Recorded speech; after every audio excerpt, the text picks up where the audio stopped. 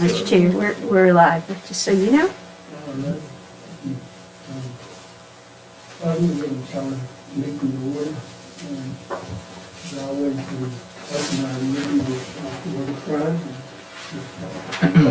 Thank you, Mr. Chairman. Dear Heavenly Father, thank you for allowing us to gather this evening. Thank you for the freedom to come out and have these meetings. We ask that you be with all the board members and the decisions that they make. Thank you for our community and be with everyone and keep our citizens healthy and safe. In Jesus' name we pray. Amen. Amen.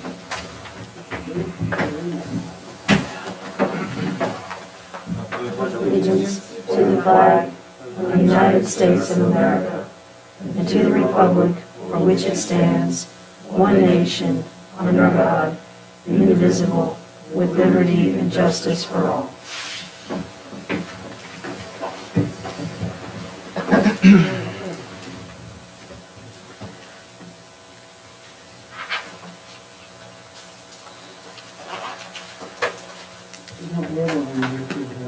Approval of the agenda, but I will ask for an approval because I think that there's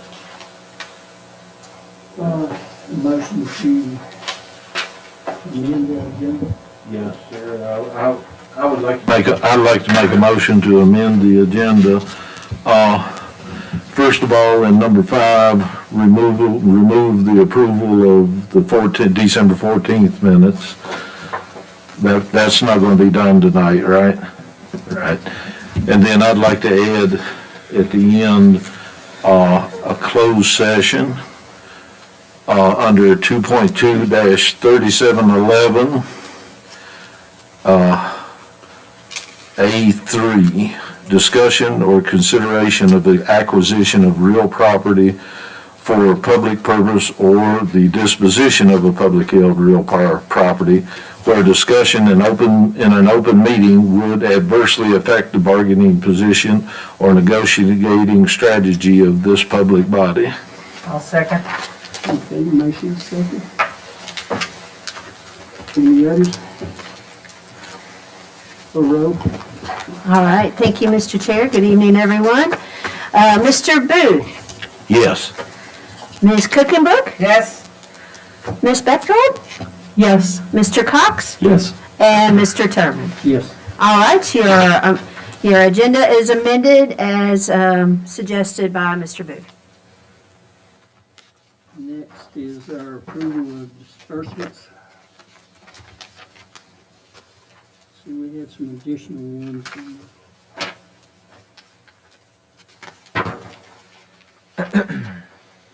Whenever you're ready, I'll take a motion. I have one item. Okay, good. I would assume that most of these additions are credit card. Yes. If I might, Mr. Chair, yes, to Ms. Cookenbook's question, these are all credit card payments, and we have had some printing challenges the last couple of days, and so that is why you don't have the longer version. The most expensive thing on my list is I brought it out here so at least you could see it. I went ahead and bought this for us. So that's the Amazon item for both Kim and I. That's the bigger one. The rest are smaller, recurring, like different IT things. Canva, Indeed. And I'll move to approve the disbursements. I second. Motion second, any other discussion? Call the roll. All right, and so on the motion to approve the disbursements as amended with the additional sheet that was at your place, Ms. Cookenbook, Yes. Ms. Bechtold, Yes. Mr. Cox, Yes. Mr. Booth, Yes. and Mr. Turman. Yes. All right, and you have approved the disbursements as amended. Next would be the approval of minutes for December the 7th, 2021. Mr. Chairman, I have a couple amendments. Go ahead. On page 22, where it says the last paragraph, Supervisor Linda Cookenbook. It should be Justin and I had a phone conversation. And on page 24, down toward the bottom where it has my comments, it double copied. We need to drop one of the see how many's. It should just read, we will see how many applicants, not double it. And take a motion to approve with changes. So moved. I'll second. Motion and second. Any other discussion? Call the roll. All right. Thank you. On the motion to approve the minutes from December 7th of 2021 with the couple of suggested changes, Mr. Cox, Yes. Ms. Cookenbook, Yes. Ms. Bechtold, Abstain. abstain, all right, Mr. Booth, Yes. and Mr. Terman. Yes. All right, your minutes from December 7th, 2021 are approved as amended. Thank you. We're moving right along. We're getting a little bit ahead of time here. Not that she don't have anything to do. Good evening, everybody. First, before we get to the housing stuff, Dr. Millsap's asked me to just give you a little bit of heads up about an ARPA funding request that you'll be seeing and considering, I believe, at your next meeting. That is from the EDA for the Innovation Center. Given the importance of air quality right now, with everything going on, the EDA has 3 requests for possible use of ARPA funds. They total $12,000 and about $100 based on estimates that we've gotten. It would be to do the deep cleaning of the HVAC ducts in the building. It would be to clean the HVAC coils and to add ionization units. There are ionization units on 2 of the 7 HVAC units, but not on the other 5. So I'm happy to entertain any questions you have, or I just wanted to really give you a heads up that you would be seeing that request. All right, if you can always let me know if you have questions later on that.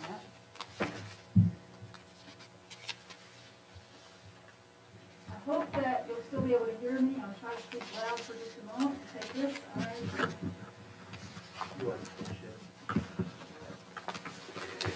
Okay, I did this partly for my sake, but partly because we have a couple of new members and I wanted to just review a little bit of this project since it's kind of already down the road just a little bit.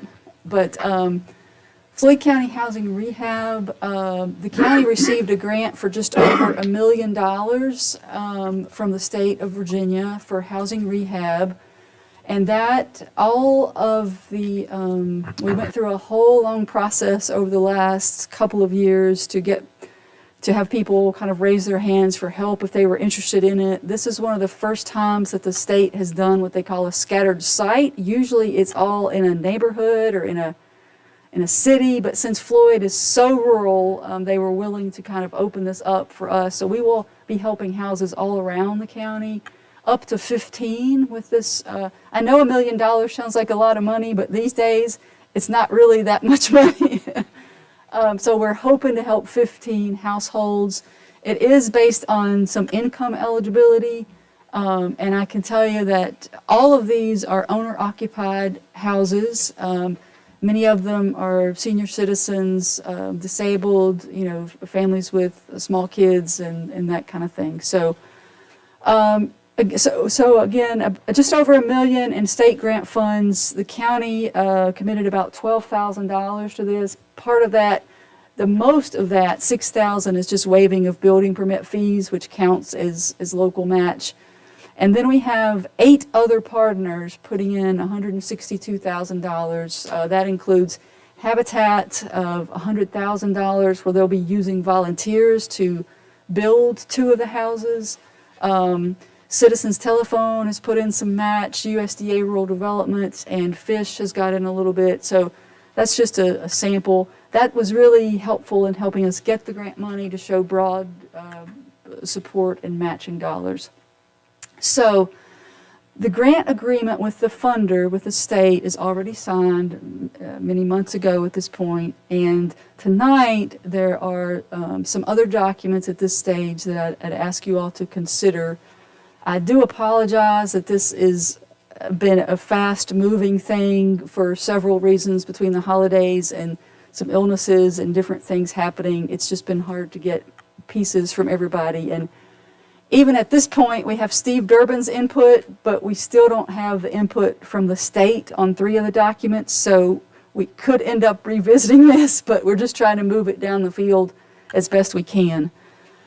The first item for your consideration is the program design document. That should be at the top of your pack. You all approved this document already, but there is there's several changes, but it all relates to one topic. Originally, all of the beneficiaries, all of the households were going to be required to make a mortgage payment, essentially based on their ability to pay, but due to the pandemic, the state changed those rules so that there is no ability to pay payment. So that means we have to modify our own program design to be consistent with the state rules on that. So you'll see that kind of spreads through that document. And we can come back and take these one by one, but I'll just kind of give you the overview at first. Is that okay to do that? The next document is a construction contract. You'll see that that's a 3-party agreement between the county, the construction company, and the owner of the household. That you had, unfortunately, these 3 documents you had one version of in your packet, and then I got Steve Durbin's changes on the phone about 5 o'clock or so this evening, and so you have an updated version. So the second document is literally identical to the first one, but instead of it being for the main rehab part of the house, certain things have to be in a separate contract. So if there's demolition involved, like if the house is in such poor condition that it's cheaper to rebuild than to repair it, if they need ADA compliance, so if they need a ramp or something to access their home, that's a separate contract. And if their well or septic is unsafe and needs to be repaired, that is a separate contract. So all of the changes that Mr. Durbin proposed to the first contract that you now have in front of you, the same changes would be proposed to this contract, because literally the only difference is the heading at the top. But for some reason, we have to have 2 separate documents for that. And then the last changed document is the temporary relocation agreement. That is signed between the county and the homeowner. The grant includes $2,000 to be used. Some of the rehabs are so substantial the person cannot remain in the home during the work. And so there's up to $2,000 in grant funds to cover that. Of course, it's been very difficult to try to find temporary housing right now. As everybody knows, it's just hard to find rental property. And particularly, someone that's can't walk well and needs as few steps as possible and those kinds of things. But for at least this first, we've got the first 2 taken care of. One is able to stay with a relative. The other one, we found a lease property for them. So, and then the rest of the documents in that thick thing that was in your packet are these attachments, and all those forms are standard forms kind of provided by the state, so it's not really anything that we've had to draft or anything like that. The only caveat to those would be if they come out with a new version sometime during the project, we would have to switch to the new version that they use. So are there any general questions about that? Okay.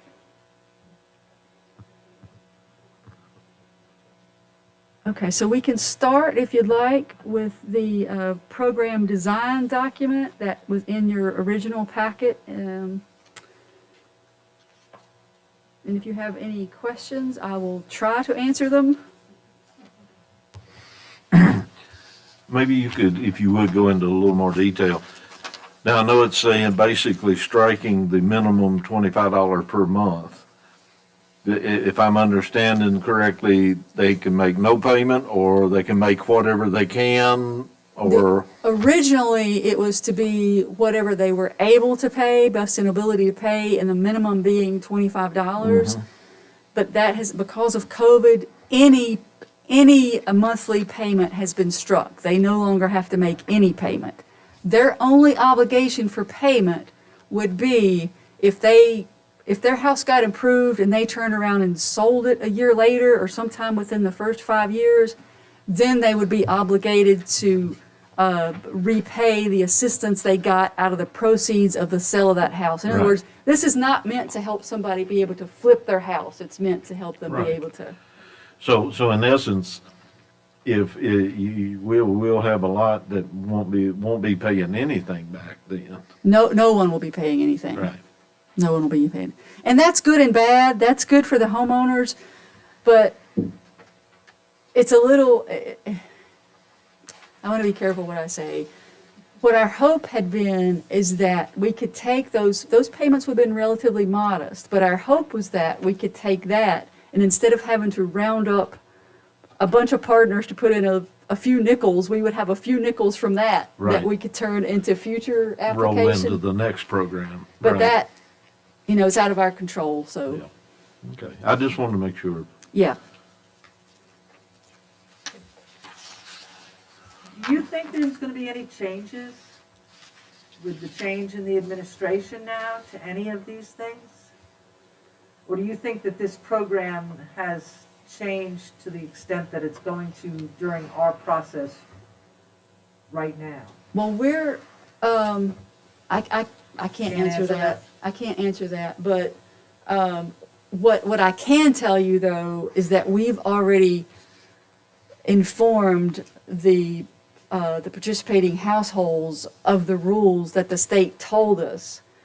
So we need to codify that here so that, we don't have to change the rules on them in the middle of the game. I mean, that seems the straight up thing to me to do.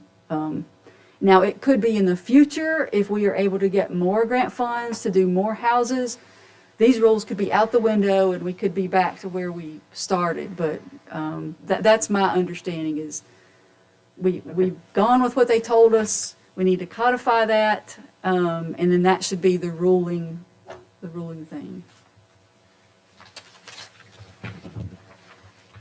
On page 4, we had talked about contracting out the loan officer position. That's been struck. And then now it's saying we're responsible for confirmation. Who exactly is going to be doing that now? Well, the short answer is I honestly don't know. The good thing on that front is that the responsibility is dramatically reduced. We're not trying to chase Right. down money every month. Yeah, the money part's out of the picture, but you still Once a got the. year, it's my understanding that we need to check in with them and make sure that they're still living there, that they haven't sold the property, and, of course, there will be a lien document Well, on the house, but, But I'm, me, I think about ways around stuff. yes. What happens if you go in, people are living in the house, but it's different people. They haven't bought it, it's just suddenly being rented to a third party. Does that knock it out of the, They would, I believe that I'm telling you right here. If the original occupants aren't there, then whoever moves in would have to prove to be income eligible, or else the money will have to be repaid but who would? within that 5 years. Right, but see, if those people are out, they haven't sold the property, but they're renting it to a third party. If we can't locate that original person, then the third party's not responsible to repay it. We are, right? Well, we'll have a lien on the property to help make sure, to help protect that, but, But that's only if it's sold. right. We will have done our job by getting what we're under contract to do is to get the rehab work done. So I'll have to find out the answer to that. Well, I it's don't just know for something that- sure. Bouncing Of around up course, here. we want to cover everything, Yeah. yeah. Let me make a note of that. That made me think of a question, if you don't mind. Uh-huh, Don't even have anything to do with what Jerry was talking about, but I guess I'm looking at the financial part of it. Who's obligated to keep it insured and keep liability on it? Yeah, the homeowner is responsible to, and that's, they will be signing this agreement that they will do that. And that's required by the state for them to do that. Would they have a monetary value on their dwelling? How much minimum amount of insurance they have to carry? I feel like that'll be based on the replacement value of what it's just cost. Regular homeowners. Yeah. Mhm. So Jerry's line of questioning made me think in an unfortunate way, but what happens if the homeowner dies? Yeah, so we've talked through those, but we've talked through many scenarios. I think that if it's going to be conveyed to somebody in the family, then that family member would have to meet the income requirements, and if not, they're going to have some obligation there. But those are all things that people have had to strongly consider when they consider signing up for this program. Yeah, Thank you. yes. On page 8. Mhm. Now, we've struck the ability to pay calculations part, and it says, while not required, the county may choose to perform the ability to pay calculation. It is, but there's no reason to do that, is Right. there? You can do the calculation, but we can't, If we we cannot go can't out, get the money. well, that's what I'm saying. I Right. just want to be clear, there's no reason to do that. Right. I Okay. can't think of a reason to do it. Okay. On page 10, Mhm. It's struck out under contracts and agreements for the housing rehabilitation and 90 days for substantial construction. Now, over in the contract, I took that to mean that if they ran into problems, it could be extended to 90 days. But, and that's been struck. But if you look over in the contracts on page 3, it still talks about time extensions of up to 30 days, which would make the 90. Yeah. Does that need to come out of the contract, or is it what's in the contract basically substituting for what we had over here? I think I can answer that one. DHCD's rules say that we had it wrong originally in our program design, even though they reviewed it the first time. Okay, And that it should have said that you really only have 60 days for anything, but they can grant extensions, and they traditionally do, but they wanted it this way there in the program design. But they too will be are reviewing this document, because I have to send them Steve's version now of the contracts, but they will be reviewing that. So if they feel like that has to come out, but the community rep from the state has assured us that they do routinely do extensions of that, because 60 days is not long, especially if you got to do demolition and you're building a whole new. I mean, granted, all these houses are relatively small. They're generally under 1,000 square feet. And so, but still, that's not much time. So, so for now, it stays like it is, and, yes, if they want to remove it from the contract, they can tell us, but that's still, by it being in the signed contract, that still gives the ability to extend 30 Yes. days, whether it's over Yes. here or not. I Right. just wanted to make sure they Yes. didn't conflict. yes, good catch, but that's my understanding. Okay. And the deed of trust part struck on page 11. I guess since we're not taking any money in, that doesn't knock out the lien on the deed itself. Correct. There's, So a deed would still have to be made up with, or an addendum to the deed to the property, giving us a lien on the property. that, yeah, and actually, I think the only document that we have is a deed of trust, so I may have to ask about that. Hold on a minute. Well, that's what and my memory is not what it was, but I know we talked a lot about a deed of trust way back. Yep. And then when I seen all that struck out, then I'm thinking, okay, what's the, You know, I Remedy. believe we might still need a deed of trust for that reason. Maybe she added it, okay, down under loan services, she moved that from under deed of trust, I believe, down to B, parts of that. yeah, but she's using a term down there that I don't like. An unrecorded deed of trust. Oh, uh-huh. I mean, Loans will be secured with a recorded deed of trust that secures the commitment to adhere to loan, resale, and residency requirements. The unrecorded deed of trust is to the, let's see. That is confusing. see, it's a lot of, Yeah, yeah, I'm yeah. sorry, for old country boy, there's a lot of double talk there. Yeah, Y'all yeah. may be used to it, but I'm not. Yeah, Yeah, so from what I view this as, is it's the state's responsibility to want to make sure that the homeowners that are getting the work done also understand the commitments that they have, and it will be an unrecorded deed of trust, almost like this is your piece of paper that tells you what you need to do. That it's still gonna have a recorded deed of trust.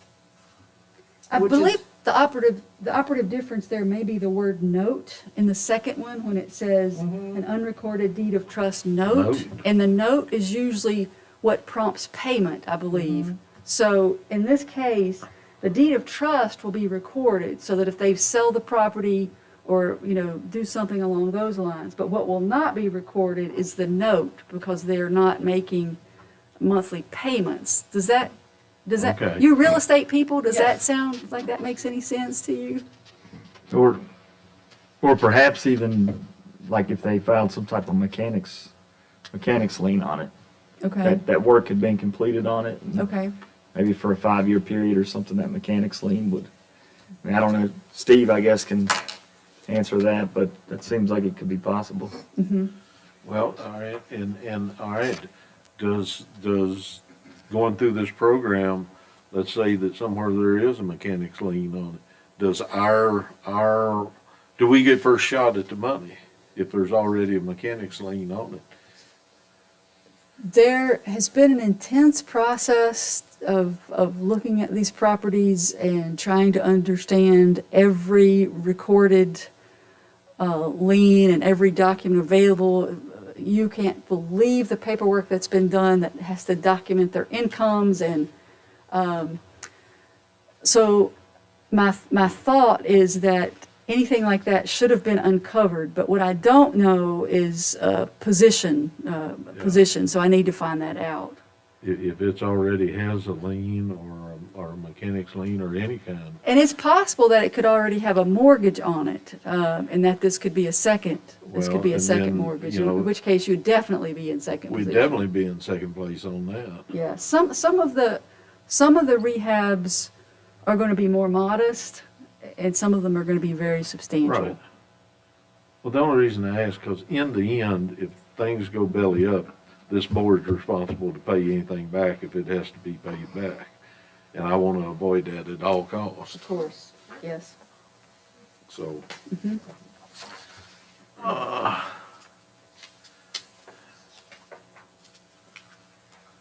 All right, and on page 12, this wording there, you know, they've added the 10-year period for investor-owned properties. We don't have any investor-owned in this, So that at this won't- point, It's so in that- here, but it won't, unless one of the ones that have applied and is in the pipeline drops out and gets replaced, but we haven't really have any landlord properties in the mix right now. Okay. All right. And then, I guess you don't anticipate any? At this moment, I don't, but I can't say for I know. 100%. If we did, we would have to come back and, there may be other things that would be impacted here, but And in the back part, I don't know where the numbers start again. Let's see, what is that? There we go, I'll find it, I apologize, I didn't. The CERCAP part. Okay. Page 4 at the bottom.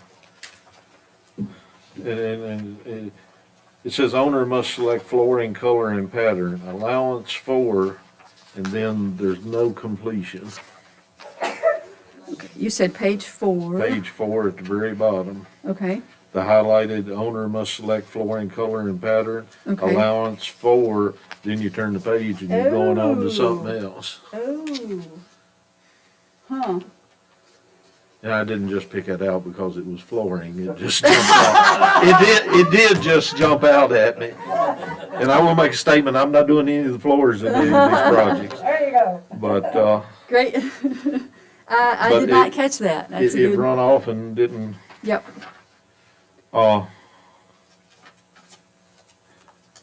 yeah, I couldn't tell you on that one, I'm Okay. sorry. But I will get the answer. and I think the rest of it was pretty much the same and pretty much self-explanatory, so thank you for going through my questions. Of course. One thing that didn't occur to me until today, Mr. Yoder, a former board member, was on the, there's two active groups that are making this project possible. One is the management team, which Ms. Cook serves on the board's behalf. And then there's an oversight board that actually approves each, that reviews each applicant and kind of gets into the nitty-gritty detail a little bit more. They can see income information if they want. And so Mr. Yoder had served on that, and I don't know for certain if he was serving on behalf of the board or if he was, anyway, I just bring that up to you all. No, I think it was on. I We don't, need to get somebody to fill in for him. if Any you, volunteer? I think we got one down here and then, going. great. Mr. Chairman, if you're ready, I'd make that motion. I make a motion that we appoint Mr. Cox to take Mr. Yoder's position on that committee. I'll second. That was fast. That's what we do. We get them on the hook. Yeah, we don't let them off. Start reeling. We are really. You ought to know that by now. Oh, yeah, oh, yeah. Go ahead and call the roll. Okay, and we need to, for the record, clarify if we might, Mr. Chair, the exact name of the committee that Mr. Cox would. Yes, potentially it's be on. Floyd Housing Rehabilitation Oversight Board. That's what I motioned, was that what you second? Okay. And that's reason you don't get a nameplate that's too long to go on. Yeah, right. All right, Mr. Chair, if you would like me to go ahead and take motion, do I have your motions on the placement of Mr. Cox on the Floyd Housing Oversight Board? Mr. Booth, Yes. Ms. Cookenbook, Yes. Ms. Bechtold, Yes. Mr. Cox, I'll abstain. okay, and Mr. Turman. Yes. All right, unanimously, congratulations. Thank you. Ladina, I just wanted to point out too that in response to some of what Jerry says, it does say with the deed of trust that will be recorded, it does say to secure the county of Floyd, Virginia, or order herein after called Floyd County the payment of any indebtedness evidenced by a promissory note of an even date made by the grantor payable to the county. So that's back on page 1 after all that CERCAP stuff, so. Page 1 of the program design, is that where you are? No, yeah, all the way in the back, yeah, all the way in the back, after all that CERCAP stuff, Oh, okay. it's page 1, and that's where it talks about the amount of money, the CDBG rehab amount. and Yeah, the deed of such. trust, is that what you're Yeah, talking about? so just, we're in the right position. Yeah.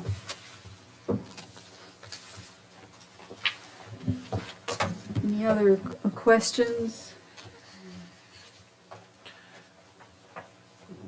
Do we need to re-adopt everything that you put in front of us? I would ask you to re-adopt the program design. It might be good to do that one separate, and then the others are new, if that's okay. And this, and all this is still contingent on somebody else approving what we've done, right? It is. If you're ready, I'd make a motion to approve the amended program, what's the word? Design. Design that was presented to us tonight. I'll second. Motion second, any other discussion?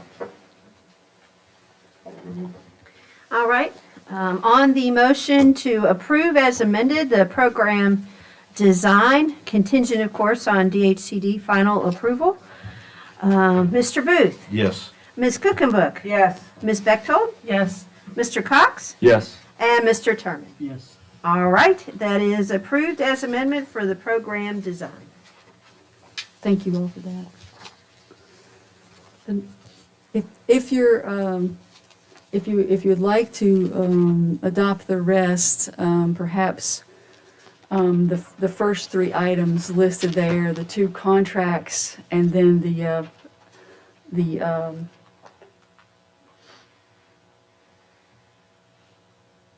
temporary relocation agreement, these would be as revised by Mr. Durbin. And then the attachments are all as is. I just, one quick question, if I may, before we jump in. On that temporary relocation, you've got $2,000, and that's designed for all 30, right? It's not 2,000 per project. It's 2,000 per household. Per household. It is per Okay. household. All right. And Because that I was just sitting there kind of doing some calculating, I wasn't going not very much. far. Yeah. Even 2,000 doesn't go as far as you'd think. And if it runs out, it's up to the homeowner, not us, It is up to to the provide homeowner. anymore. And one thing that I should have mentioned is that Mr. Durbin advised that at the next meeting, the board, he will draft something that would be a document between the county and Habitat for Humanity /Fish, because they, at least on this first house that we were leasing, they are willing to put in additional money beyond the 2,000 to help, because that house has got to be totally rebuilt, and so we don't think 2,000 will cover 2.5 months, and we don't think that's going to be long enough. So for this first one, Steve is going to draw up something that says an agreement for you all to consider, simple agreement between, as simple as an attorney can do, between you all and Habitat for Humanity. They will sign the lease, and then you all will have an agreement with them to contribute up to $2,000 as identified here.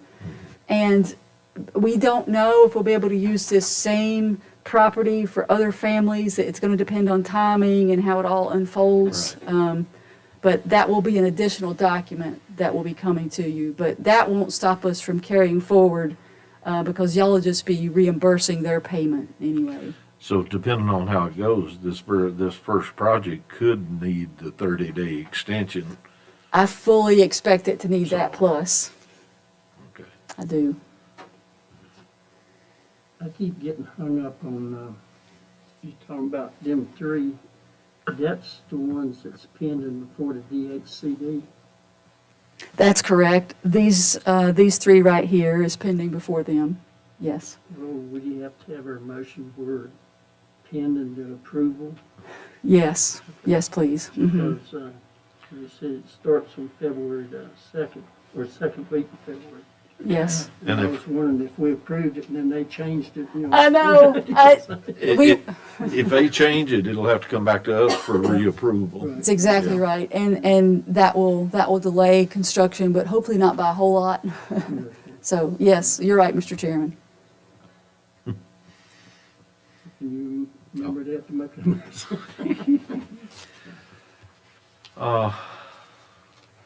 Trying to read that. People have been saying that my whole life.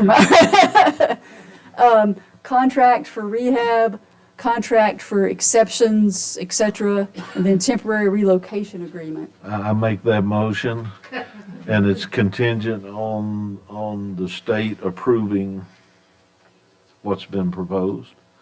By Mr. Durbin, revised by Mr. Durbin. And also I authorize all people to sign whatever documents. Do you want to add these fixed attachments as And well? add attachments 1 through 13. I didn't know if you want to do them separate or not. I but think it's okay to do them. I don't have a problem with that, so. Second. Motion second, any other discussion? All right. So on the motion to approve the following three documents as revised by County Attorney Steve Durbin, pending the approval of DHCD, the three documents being the contract, no, I can't see it. This The main is three parties? the main three-party rehab contract. The main three parties rehab contract, the contract with exceptions, disclosures, et cetera, and the temporary relocation agreement. And to allow staff to do appropriate signatures. And the attachments, thank you. And the attachments, and allow staff to make appropriate signatures. Dr. Millsap, I just realized something. We are hoping that we'll be able to reuse these documents for each house that we do and not have to bring it back to you each time because it's a fill-in-the-blank kind of thing, and I forgot to say that part, but hopefully that is okay, and Dr. Millsaps could execute it on your behalf if you're okay. All right. That was part of the authorized to sign. Okay, all thank you, documents. thank you, thank you. Thank you. All right, I think, all right, I think we captured it. Mr. Booth, Yes. Ms. Cookenbook, Yes. Ms. Bechtold, Yes. Mr. Cox, Yes. and Mr. Turman. Yes. All right, you have approved, and I'm not doing it again. Clear sailing ahead now, right? If only, but thank you all so very much for your time tonight, really appreciate it. I want to thank you, Ladina, for all the work that you did with Steve and Jennifer Wilsey. I know that this has been a very involved process, but to our newest board members, this project could change the way people live in this county. And with Ladina's work and Jennifer Wilsey's work and the BHCD's work to want to allow us, our rural county, to be included in this kind of work is monumental. And I just wanted to recognize you, Ladina. Thank you. And the others. I appreciate that. Man, we're getting good, we're back on schedule. All righty, I'll get ready to open the floor for public comment. First, I'll make my statement, handicap statement, even though I think Bob's smiling, so. Okay. It is the intent that all persons attending the meeting of the board, regardless of handicap and conditions, shall have an opportunity to participate. If any person present requires any special assistance, please let the board know in order that arrangements can be made. With that, I'll open the floor for public comment.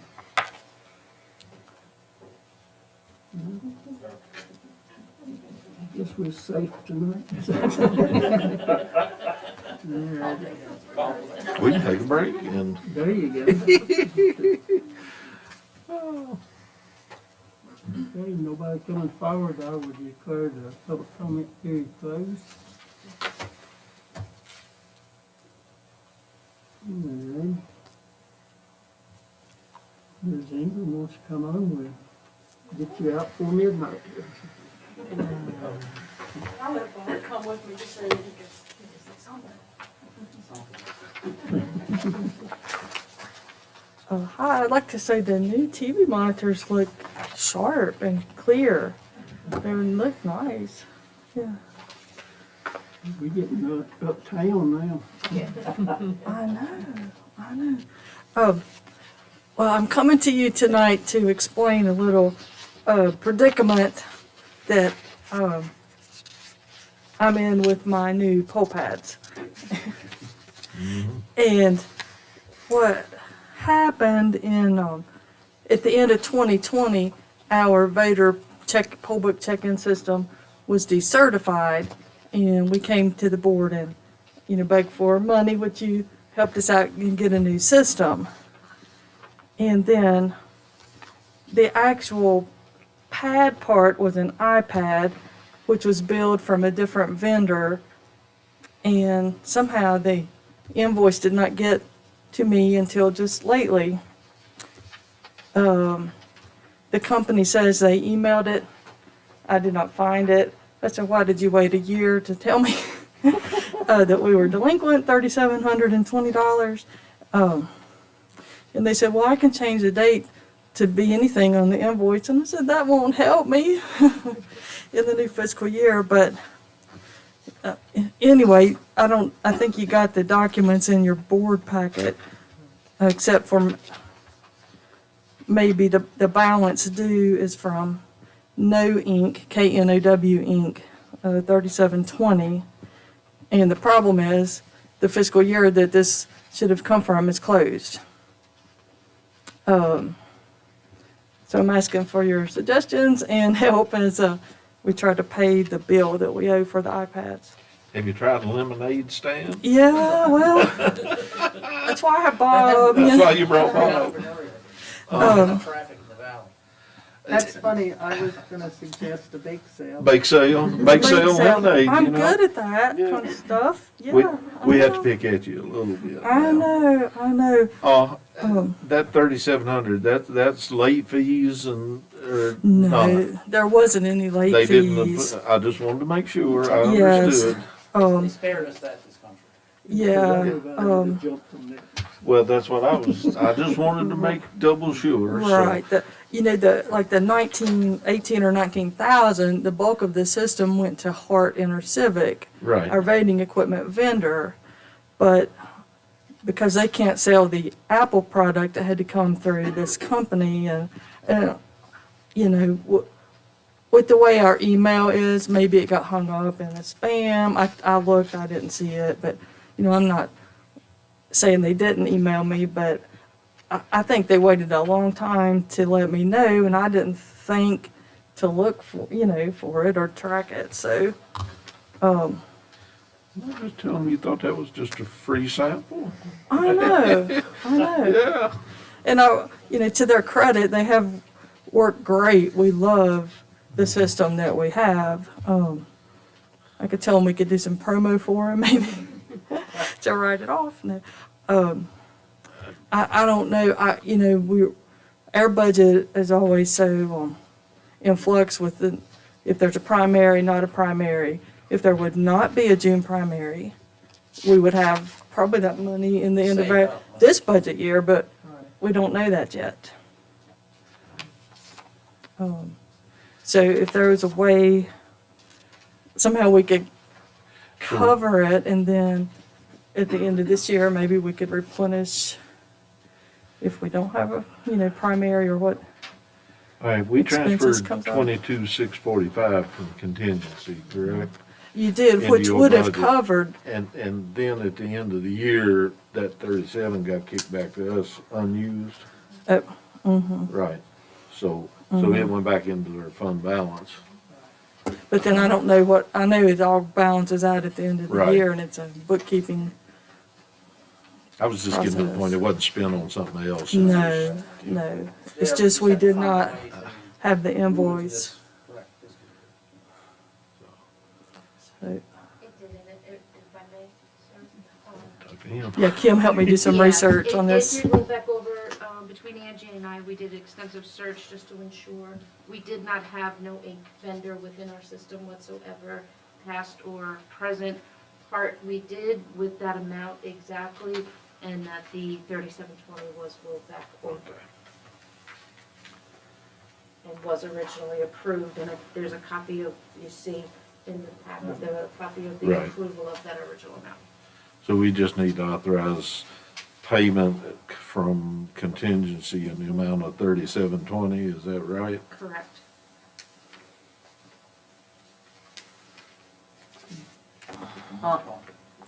Yes. I know how well these worked. I saw them in action. They were amazing. I would like to make a motion for us to pay out of contingency $3,720 towards the delinquent invoice that came to us late from No Ink. That's K. Correct. Yeah, K. I'll second, oh, you go ahead. No, go ahead. I'll second that. Motion second, any other discussion? They don't care who seconds, as long as it gets passed. Go ahead and call it. All right.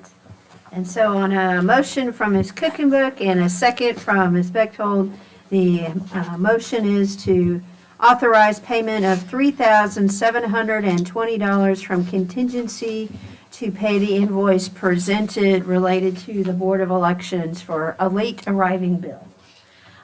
Having said that, Ms. Cookenbook, Yes. Ms. Bechtold, Yes. Mr. Cox, Yes. Mr. Booth, Yes. and Mr. Turman. Yes. All right, it is approved. Thank you. Thank you, I appreciate that. And I have asked that any future invoices to be mailed as well as emailed if they choose to send them that way. How do you keep from having a nervous breakdown? Every election seems like they jerk the rug out from under your feet, or they change everything around. Yes, Then you got a limited time to play catch up, and I don't know how you do it. I really don't. it's been a rough couple years, it really has, but Oh, those machines are worth We- it. That system is just really, really nice. mhm. And we were able to get ahead of the curve on how we documented the absentee ballots Mhm. by the precinct. Yeah, we even use them in the early voting, it's great, yeah, we like it. Thank you so much. I Some question? would also like to compliment Amy, but also the electoral Thank board, you. because the board behind you has been so supportive and instructive and really willing to go fight whatever battles need to be fought in a good way. I don't mean that in a bad way, but it's been very, I've paid a lot of attention, and I just think it's just a testament, like you said, Mr. Chairman, to your leadership as well as the electoral board's leadership and the and the workers that Yes. also work our polls. But thank you all. Yes, This is probably a Thank you. mute question, but this curbside voting. yes, I was working the polls back in November. I was watching that. uh-huh. That's really helped as far as voter turnout too, hasn't it? Yes, I just looked at those numbers of how many voted curbside, and Berks Fork had the highest number in the county, 166. And it wasn't that many years ago, that number could have been 0, 1, 2. And what happened with the pandemic, see, curbside's always been available, but people didn't really know about it, and now, it helps a lot of people outside of the pandemic. Yeah. I noticed people coming in, because I got to watching, see who was coming in. And some of them was people I knew personally that surprised me. I saw them out there. But then I got to think, well, they don't have to get out of the car. All they have Yes. to do is somebody help them get in the car, and they pull up there and they vote. And I think it means a lot to them. Because a lot of you elderly people, that's very important for them. That to is get out right. and vote. Don't you make no comments about that. So, I seen that look coming up. He was already out of the car, so he didn't. yeah. And I just want to thank y'all too. I heard no complaints. All I heard was praise on y'all, Wow. from the thank you. people going into the polls and voting, and they come back out, and they just thought it was smooth. I know you always have a few little hiccups, but that's normal, But, yes, you know. yeah, But, it, y'all seem to take care of them pretty quickly and keep things It's rolling, not like so. wedding, you know, the bride and the groom see everything that didn't go perfectly, but the people there, it's always. yes. Yeah, Good analogy, yes. Yeah, but I'm like you, the curbside is, now people know about it, and I think that's the lowest number of curbside, I believe, was 46. So it was a large event at each. I know several that because of the pandemic situation, that if you hadn't had the curbside, they wouldn't have voted. That's right.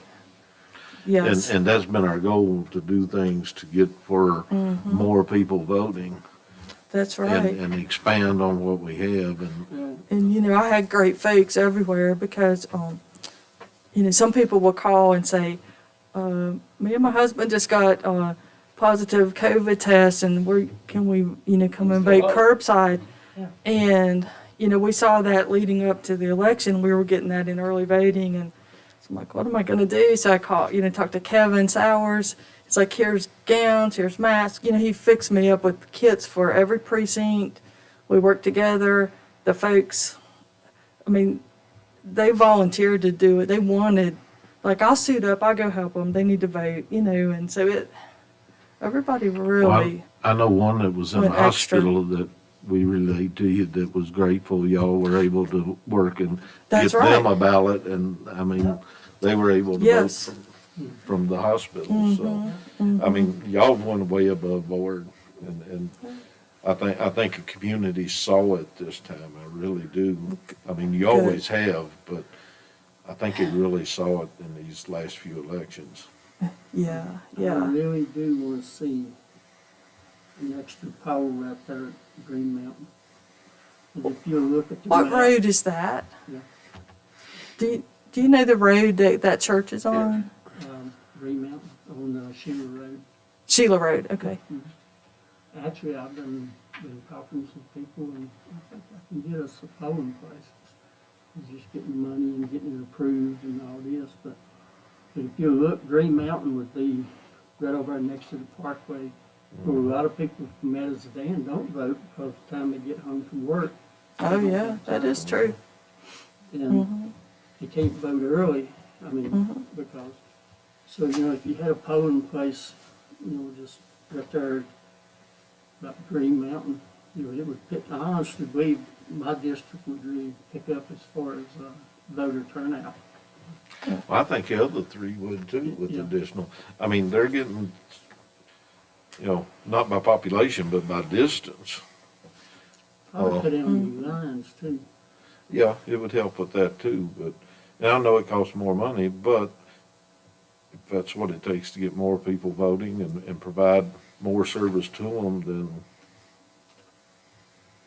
then Floyd, votes, and we got recognized as being like number 6 in per capita in early voting, I think it was. Yeah. So we, and they just we keep growing every year. So if you would like to, ask me and the electoral board, we can put some information together about I would polling like places to and come back in another time and. We should put it on our radar. It may not happen this year or the next election, but,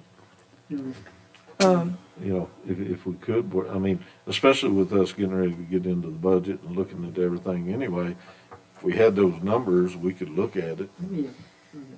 And this is nothing knocking on anybody, but we don't have to do all 4 districts at the same time. If, we could do Program with just one or two. try 1 or 2 and see what happens, and then pick up the other 2. And we can always, the courthouse doesn't necessarily need another one, I don't think. It's compact enough. Along the main roads, basically. If you want to do it, that's fine. I won't turn, I won't knock it, but, I was thinking y'all's districts more so. And, May have to just flip a coin to see which ones you start with. I don't draw straws, or y'all play poker or whatever. We know, even when Glenda's district, they're out there at Indian Valley Elementary School, you know, when people's driving all the way from Montgomery County line around. Oh, absolutely. It's been a problem for a long Yeah, time. that is. It has been. Say Burke's Fork and Indian Valley is the two roughest ones. Yeah. And then, well, and then you got from the far end of Linda's district coming to town, you know, that's a pretty good, it's not straight line as a crow flies, you know, so. You know, You're right. from complaints, you know, and calls we get in the office, people don't seem to complain about having to come towards town because they can do other things Right. when they get to town, other errands. But it's the people, like you said, that live off of Route 8 and have to go to Indian Valley or something like that, that we tend to hear from them sometimes. But early voting has helped some of that. Oh, I've heard a lot from the people down around Route 8 that when I started in this, came to Floyd to vote way back then. Yes. They don't like it, and I've heard from some of the people out on the Parkway that have to go out your way. They Yeah. said, please put us back in the courthouse district, but the numbers didn't work out that way, so. You know, in fact, some of the ones, I know one that was a lady, her sister was still coming to Floyd, and she was coming to Burke's Fork. Way it all broke out. Now, both of them's coming to Burke's Fork, so I'm waiting on that phone call. It didn't go the way they had hoped, so. Yes. You get in the corner of Carroll and Patrick County right there in that Yeah. peak. Time you drive from our, all the way through them crooked roads to get almost to the pin 30, that's your long haul. You know, it's probably about 15, 16, 17 miles. And when you get home from work at 4:30, you don't want to drive all the way out there. Especially if you're working in Franklin or Patrick County. Yeah. Or You're Carolina. not going anywhere near town. Yeah.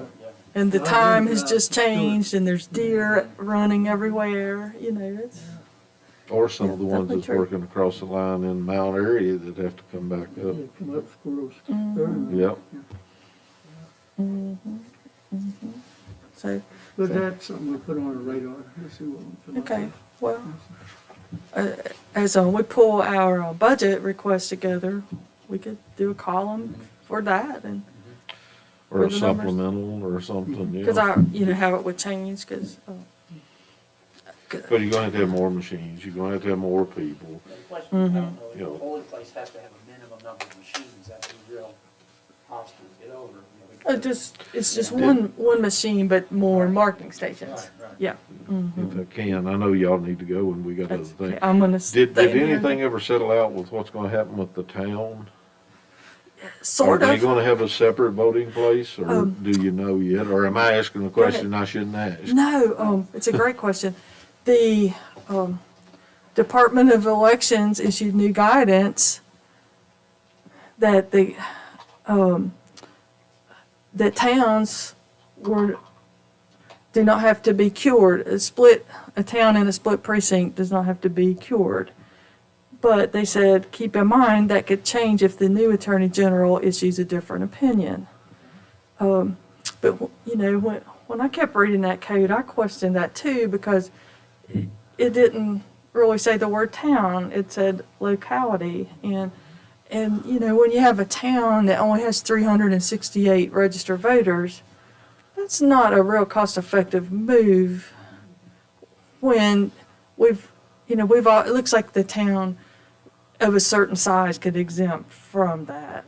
Because, you know, you'd have to have, 8 people all day for, you know, very low turnout and stuff like that. That's going back to where we used to be when towns' elections was in May, right? Yeah, you did one in May and one in November. And our folks are very good, I mean, at watching for the ballot style, to give the correct ballot to the voter. So right now, we're okay to conduct the town and the courthouse in the same precinct. Okay. And I did tell the town that, and Kayla was really happy about it. I mean, we could still do that if we wished, but I honestly do not see the need. Well, no, I never did either. I knew it was coming down from other places. And it just looked to me like it was just gonna create a whole lot more work and a whole lot more expense Yes. that I didn't think was necessary. No. Okay, well, that's good news. So that is good, and like I said, it could change if somebody else reads the code a different way, but for now, we're good. If you don't hear different, we're gonna keep on doing like we doing. That's right, There Broke, you don't go. fix it. that's right. So thank you, I'm gonna hang around to hear the redistricting update too.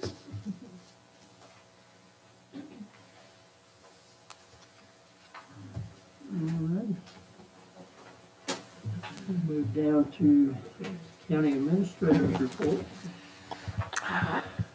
Mr. Chair, I have several items here, and some of these I might add just a little bit more to. But as you will probably hear in my comments, the staff has been exceedingly busy this last couple of weeks, I will say, despite our ranks are, as is everyone, I think, our ranks are a little thinner due to COVID. But the folks who have remained continue to work really hard, and even some of the folks that are home due to COVID continue to try to help out as best they can, so we appreciate that. So if I might, the first item is the refuse equipment, refuse containers with lids and recycling slot for cardboard. We had a discussion at an earlier meeting with Mr. Bolt about his interest in getting new boxes, particularly for cardboard that would be covered and all those kind of things, which would help us with our recycling efforts. And so we have a quotation for that, and we plan to move forward with using some of the funds you put aside for green box improvements, plus some of the recycling funds to help pay for getting 9 new containers. So we look forward to that and making a number of other improvements. We have also contracted with someone to place a DEQ approved container for tires out at the transfer station. And we've also been working with folks to try to find a better way to save and later remove some of the liquids that are out there. And all of those things, while some of them cost a little bit of money now, over time will save us quite a bit, and also make the facility a little cleaner and make DEQ a little bit happier, which is, of course, always a goal. I will say, kind of as a side note related to Mark's work, as you all who've been on the board know, one of the challenges for solid waste has been the amount of overtime and extended comp time. And Mark has been working with the folks out there very hard, and those numbers have gone down very substantially. There still is a little bit of it, but all of that has to be approved. And at least in my drives around, most of the boxes seem to be doing pretty well. So really appreciate Mark and Cheryl and Jabe's leadership on that. They've been really, really helpful. Today, what is not on here, but is still kind of related to A, is DEQ came for their walkthrough today and walked all around on the landfill. So they wanted to drive around, and they were informed that they can't do that, especially not with the snow. So far, the report has been, it's been pretty good. Of course, Mark was, when he reported in, they were very friendly, but you just never know what kind of report you're going to get. But they did feel good about the conversation, and they did, just so you all know, also talk to the DEQ reps about the sheriff's request for you all to consider parking in that area for some of those vehicles that they take. And so they were going to take some of those questions back, looking specifically at the various pieces of land. So that is moving forward. That's everything under A, unless you have questions. Yes, ma'am. Would all the new cardboard containers be placed at other locations that don't have cardboard containers now? If you have suggestions about where they should go, we can take those to Mark. I candidly don't know exactly where they would be. Are they replacing the cardboard container little houses that are out there now? I think some of them might be replacing it, but most of them, I believe, are more to try to extend things. Yes.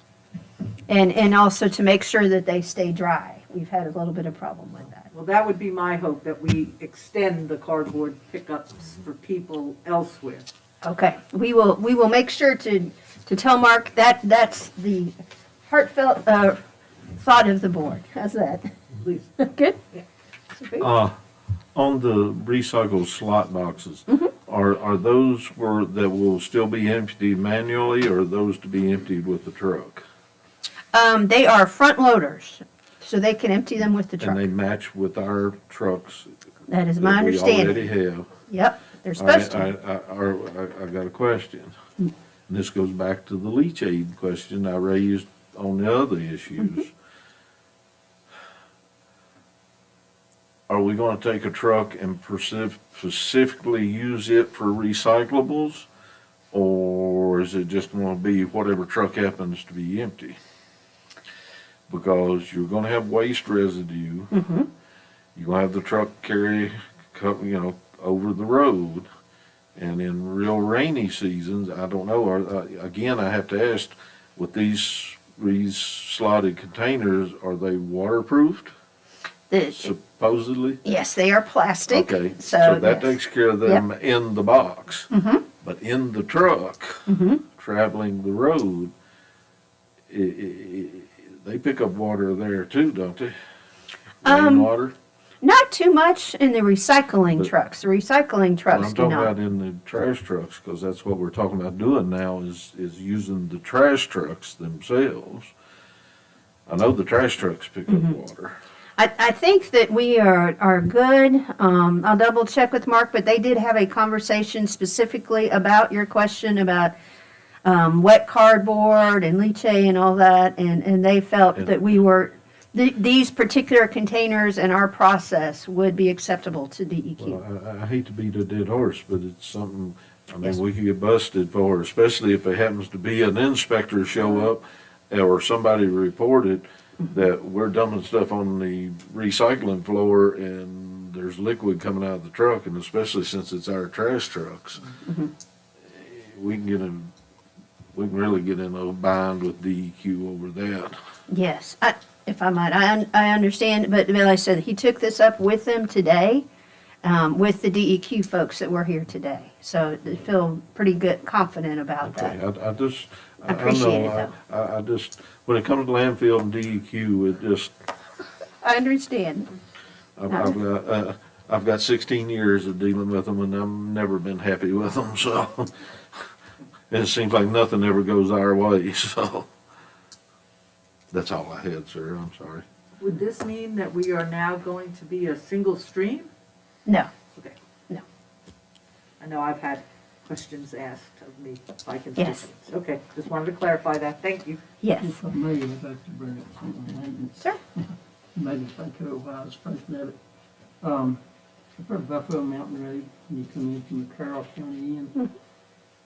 That truck, I mean, it's the driver's fault, but it was at the edge of the pavement, front wheel was made a big old hole out there, and it's that old red clay. And it just keeps sinking down. And also, when there's a lot of ice, you think somebody could go around and sort of check these boxes a little bit, because up there especially, it's sort of domed a little bit, and them trucks, they pack it down. And there was a lady the other day that she stepped out of her vehicle, and where it had fallen a little bit on top, she fell. So she ended up having to go get her back x-rayed and Oh, no. bopped her head on her car. And so, I thought maybe if you could put down some sort of abrasive on the ice, if it gets too slick. Yes, I will suggest, if I might, Mr. Chair, I'll suggest to Mark that the guys start carrying salt and those kind of things with them to throw out and when it appears unsafe. So thank you for that recommendation. We'll do that. The pavement up there is, busted up so much, and then when the ice packs up, it takes it forever to melt, and it just freezes back, and it gets pretty antsy going in there sometimes. That's all I have on that. Okay. On to budget items, if I might. B, FY23 budget request letter. We have put the letter out to all of our departments and the constitutional officers, asking them to put forward their budget documents. So I sent the letter first, and then Kim followed up with individual Excel files for each of them about their previous history and their opportunity to fill in their request. And as you will see on the letter, I did indicate, as the chairman had suggested, that historically and currently the board would like to keep things prudent. So that's kind of where we're going on that. I did, and I think I mentioned this to you at the last meeting, but just I also asked all of the folks that report into my office, so not the constitutional officers, although they certainly are welcome to, but asked them as part of their performance assessment process going forward in their budget request to provide us with some particular goals and metrics for you all to consider with their budget requests. Recognizing most of them have not had to write those out in previous years. Some of them do, and they do a great job. But for others, it is a new thing. So they won't be perfect, but we'll be moving in that direction. And that'll hopefully give you all a little bit more data over time to make more informed decisions about how you choose to make expenditures. The other item related to the budget is, of course, as you all know, the Regional Commission hosts a session for many of the regional organizations to make presentations. Kim and I have frankly been flooded with all of their requests in the last 2 weeks. And so that particular meeting this year will still be a Zoom call, and it will be on February 1st. And so you probably won't hear from Kim and I much on February 1st because we'll be sitting through those presentations, but that'll help us again bring more information back to you all about that.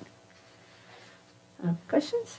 Other items, C is cybersecurity and insurance. Some of you have asked me kind of questions about where we were with the previous threat and insurance and all of that.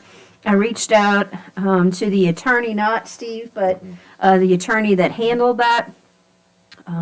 And she indicated that all of that has been closed in terms of the insurance and and there won't be any kind of local criminal prosecutions or anything like that. They're pretty clear about which directions this is going, which was international.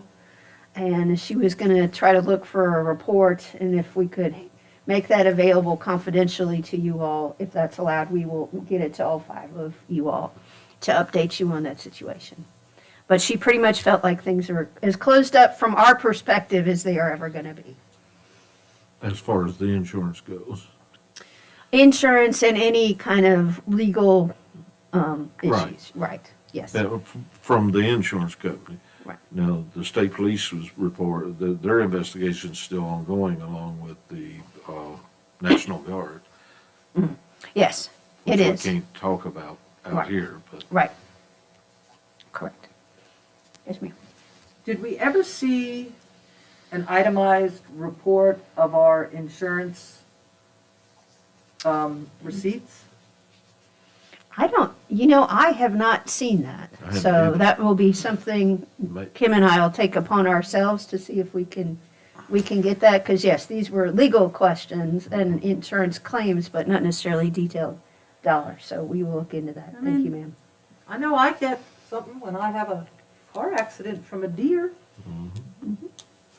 Yep. Yeah, they should be able to Just fiscally, provided an itemized payout. correct, fiscally responsible to the citizens of our county.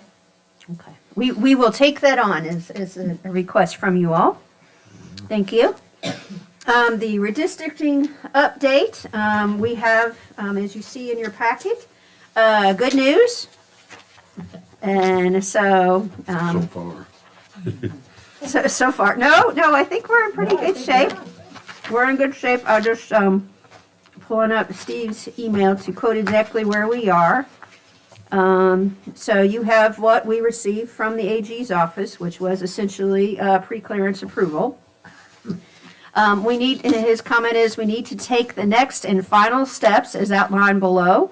1, record the ordinance and boundary map in the official minutes of the Floyd County Board of Supervisors. 2, send a certified copy of the ordinance along with the map to the local electoral board, the Secretary of the Commonwealth, the Department of Elections, and the Division of Legislative Services. And when that happens, we are officially done. Although Steve would advise that we also, of course, send a copy to MuniCode as well to make sure that it is kept forever, so to speak. But that's where we are on that. So all things are good related to redistricting. We got it right first time. Good. Will these be the new colors then? They'll be different than the old colors? I mean, it doesn't really matter. I'm just wondering, I mean, we've been so used to those colors in the new map over here. Joe, I want to swap colors, that's my favorite. You like green? Yeah, Kim is pointing out that there's in your packet yeah, Is, those are different too. Yeah, I would think it's whatever we've got colored up. I'm pretty certain the AG's office won't have a strong opinion on what color you use. Well, I mean, I'm just wondering, because these colors are different than those colors, which are different than those colors from 2011. If you all have preferences for colors for your district, we will be happy to entertain them as long as none of you pick the same color. I don't need green, I want this blue right here. No, that's my blue. Well, no, right now it's her blue. I know, that's my blue on this map, and that map. But you know, that map has changed so many times over the 40 years that I've looked at it. I don't think it matters what color, as long as people knows what it is. That's the main thing. All right. If I might move on from that, so we had our first meeting of the reformulated Tourism Development Council on, I guess, was it last week? And so as you all might recall, one of the things that was quick on our agenda is to put together what we are referring to as a tourism We summit. have to approve this. It just has to be included in your approved minutes. Thank you for asking. Oh, okay. Yes, thank you. And y'all will take care of that, along with the map and everything, and the colors.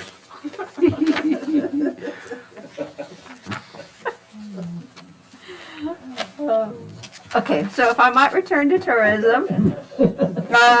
So at the meeting, there was, Ms. Cookenbook was on the phone, and since you had just been appointed, of course, was unable to attend, but what the decision is of the group is to have a tourism summit, is what we're calling it, on February 23rd, from 9 a.m. till 2:30. That's shorter than the one before. I think that one was scheduled to go to 4, and we are focusing the invites on folks who somehow have, the term we're using is some type of vested interest in tourism, whether it's as a business owner, an elected official, someone who cares a great deal about tourism, but because it is such a substantial amount of time and all that, the meeting will be facilitated by the Virginia Tourism Corporation, and the goal would be to lay the groundwork for a new tourism strategic plan, which would then be what we submit to the state for hopeful funding for many of those activities. The last time this was done in 2015, so we are overdue, but of course we're overdue due to COVID. But really looking forward to kind of revitalizing and refocusing that effort a little bit. There, as you can imagine, there's a little bit of concern that some other folks have tried to pick up some of the cool things about the Floyd brand and make it their own. So we're thinking about some defensive things. No offense to Rocky Mount, but it is not the original home of bluegrass. Some of those kind of things. So that's been part of the discussion. And you all would especially appreciate, especially Ms. Cookenbook, since you mention this often, We are particularly wanting to make sure and would ask you all to help us make sure in terms of invites that folks who are involved in agritourism in particular participate in this process. Everybody obviously loves the downtown and all of that, but we have a lot of other assets that sometimes are not featured as much as they could be. So we'd really like to focus on all of those things, all of our good businesses and folks who care about that. You're happy cows. And horses. That's right. Not ag, but in tourism, if I may interject here. Our new tourism director, make sure she hangs on to the Amsburg, down at the visitor center. Because I don't want to lose that spot, because I mean, Pat done a fantastic job with that. And, when I stopped there, when they were just looking around, they asked me who I was. I told them I was on the board. I mean, they had nothing but good things to say about our tourism board and the number of people that comes in and uses that, and ends up changing their plans and coming up the mountain, the parkway. So I'll keep pushing that, You're right, that has been a very effective tool for us. We are on the schedule. You only get on the schedule immediately for 1 month, so we are on one of the really good months. Can't recall. Yeah, maybe. But we are first in line for whenever another one appears, which is how Pat used to do things. So that's been really exciting. So that's good. Has, if I may, related to the tourism, has this tier we've set up, does it seem to be working? I mean, Yeah. I mean, we've only had the one meeting, but I am hopeful all the folks that you selected and the town selected are very engaged and really are quite committed to tourism and again in the town and the county. And so we've kind of charged them all, Kayla and I have kind of pushed them all to, you all need to help invite the right people. It's not just about the staff doing this. You guys are the ones that really know who can be really effective at this. So that's kind of my plea to you all as well. I was just wondering, because we really haven't got a report back much since we set that new system up, and I was just wanting to make sure everybody's doing what they're supposed to. Yes. The town has done a great job of doing kind of their fiscal role as well. Okay. If I may, the exchange that happened at our first meeting was quite lively. It was a lot of good discussions about a variety of topics. I was very pleased to hear a lot of people's thoughts and concerns, and I think this summit is going to be something that is going to be really important, and I encourage all of you really, I mean, as supervisors, if you can attend, I would think that might be a really good thing for you to do, if it's possible. I mean, I'll be there. Ms. Bechtold will be there. And I just think it's important. I mean, we'll report back, but I mean, I don't think it would be bad to have us sitting, well, I guess we can't really do one, well, I guess we really can't, because then it would be a meeting. You gotta be careful. Yeah, you gotta be careful. That's what I was saying, yeah. Because we are discussing technically county business. Yeah, we so. are. Oh, well. But we'll report back. I'll ask Steve just to clarify and let you all know otherwise. But yes, I think it would, to your point, folks would really appreciate even if you could stop by for a few minutes.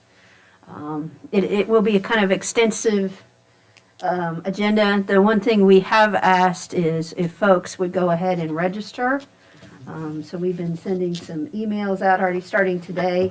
They've been sending out, if folks are interested, please register. So we can kind of help make sure we have the right amount of people, the right amount of space, and kind of go from there. But we're excited about it. Any questions? If I might, no other questions. Moving on to EMS update.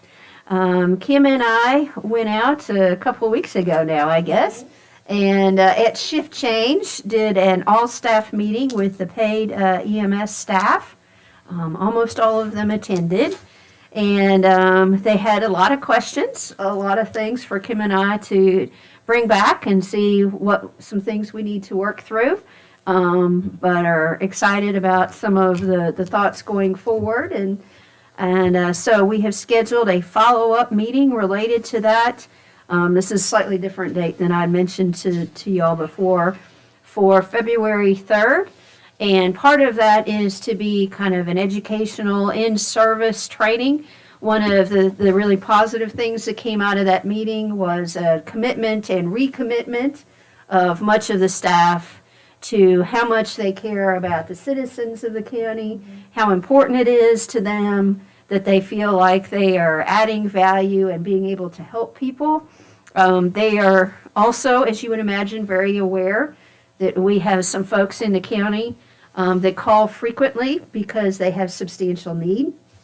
And so some of the folks from social services will be coming and presenting about adult protective services and other services that might be available for folks so they could make referrals from EMS to social services because they're the front line that's seeing a lot of these cases.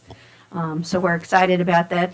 And then we have also committed, there were several questions raised at the last meeting to try to bring answers back to those where some of them they'll like, some of them they may not like, but we'll be committed to bring some answers back to some of the questions that were raised.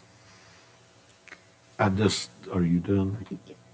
I'd just like to add, I attended that meeting, and I did give the ladies my promise I would not speak, and you know what, I didn't. I know you don't believe that, but I didn't.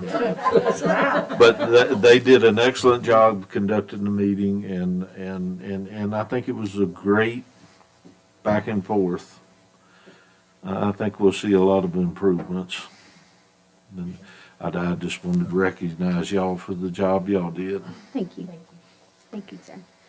And I appreciate y'all or them reaching out to her part-time now. Because I know the lady that was talking to me, she was really tickled that she was interviewed and they accepted her, and because she really wants to work, and she'd be good at it. Excellent. I did have one question related to EMS and during the pandemic, and this question came from a citizen that evidently listens to the scanner as well. Do we charge the nursing home a fee just like we charge an individual citizen? Something to look into. Yeah, I'd have, let me look into it. I kind of have my initial thought, but I want I to do make too, but sure I that that's don't- correct. Yeah. We generally, as you know, don't do a lot transport for them. It's more calls, but we do end up doing some transport. Yeah, some of them are transport when they're, especially if it's real bad weather and their ambulance service won't come out, it's what it turns into. But just a question that was raised. Thank you. We'll take that, yes, because I don't want to give you the wrong answer. I'm No. not certain. Well, I didn't expect an answer right now. You said just exactly what I expected because I couldn't answer the question either, so. The last item that I have on my formal report, although there's one other thing related to Chris I wanted to mention to you and thank him for, is the radio system. As you all know, we have a committee that's been working on that, which does include Mr. Booth, myself, Mr. Coleman, more recently the sheriff as well, and Kevin Sowers. And so we have been moving forward with the procurement process and talking to vendors. The vendors that we've spoken to most recently left books for all of you all. These are to remain confidential because they do include their business resources. But they wanted to make sure and make sense because ultimately all of you will be engaged in this discussion. So wanted to make sure that you had this available. And Chris was also kind enough to, because some of the committee members weren't able to join and some of you all at some point might want to view it, although I will tell you it was a whole day. But if at some point, folks who, again, it has to be board members because this is kind of trade secret stuff. But if board members have interest in coming in and viewing some of that at some point, you're welcome to do that. But those are what these books are. But again, please hold those confidential. And these books are basically the presentations that were given, less the, Yes. okay. Yes. Yes, minus the toys. They all wanted to bring all their radios and let all of Yes. our boys play with the toys. And I will say, related to this, we have been looking at some other options as well, maybe some regional options. Some other counties have, I thought one of the more interesting ideas is Pulaski has fairly new radios, but they have moved to a new system. And they have been able to get a pretty good price for changing those up as opposed to replacing them. The cost is somewhere about 30% of the cost of a new radio. So that's something that I know Kevin and Brian both heard. So wanted to let you know we still continue to look at those kind of issues. That's kind of what I had on my formal list. The other thing that I would mention to you real quickly is that Chris has been working very hard on a lot of our IT stuff. And we now have, as I mentioned to you before, but it is now active, a Facebook page for the county that people cannot comment, but they can see things like we have some of the pictures of the EMS folks out in the snow trying to help folks out.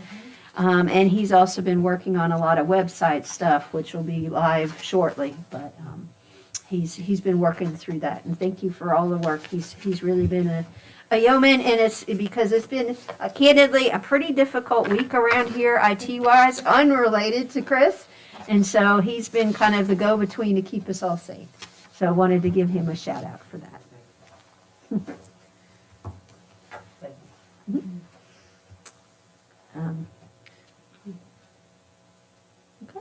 Sure. The next thing we have on here listed under old/new business is iPhone approval. If you would like me to continue with that, and maybe let Trish, as you recall at your last meeting, you approved us to go forward with purchasing iPads for you all. And Chris has been working on that, and he can give you a little bit of an update on that.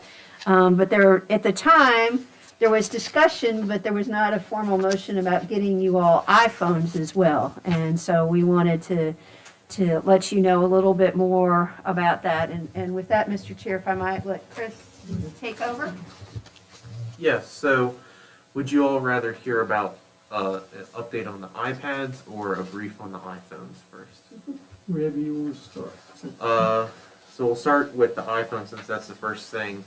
So when I first looked at getting you guys a set of 5 iPhones, there was an iPhone option called the iPhone SE, and with our relationship with Verizon, they were going to give us each phone for 99 cents purchase price, which meant that you get 5 phones for $4.95. As you can imagine, at that lucrative of a deal, they are out of stock now.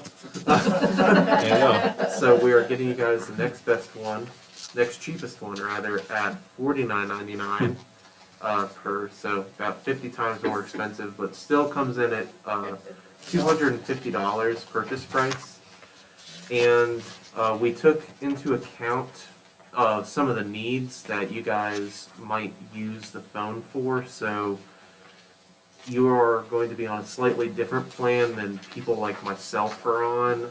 This will allow you to actually hotspot your iPad that we will be purchasing for you. It will be all unlimited, so if you guys, for whatever reason, were in a place where you needed to use your iPad for checking emails or responding back to constituent emails, you can actually use your iPhone to give internet to your iPad, and there would be no random charges that would accumulate if you were to use that feature. And it comes in cheaper than some of our current phone plans that we have. So when you add up the 5 lines of $48.75, it gets you to a monthly total of $243.75, and we're locked into at least 1 year. Otherwise, we'd have to pay the difference on the iPhone purchase price.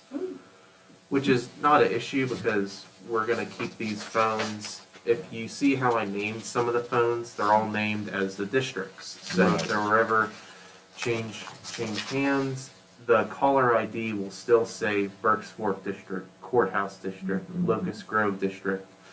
And that way, everything is just a little bit more intuitive.